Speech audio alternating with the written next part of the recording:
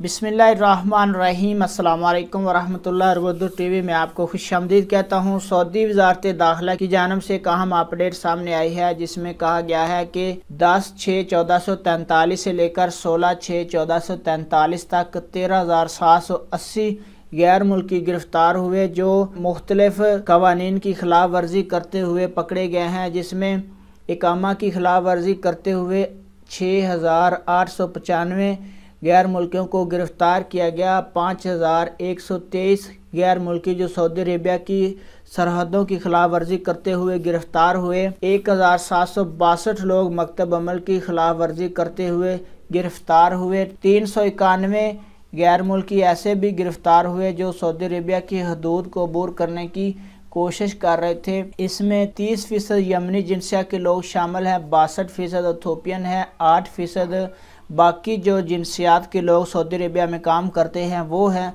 तो ये अहम अपडेट थी सऊदी वज़ारत दाखिला की जानब से। 13,780 गैर मुल्की तारकिन वतन को गिरफ्तार किया गया खिलाफ वर्जियों की सूरत में। अपना बहुत सारा ख्याल रखिएगा। अस्सलाम वालेकुम वरहमतुल्लाह।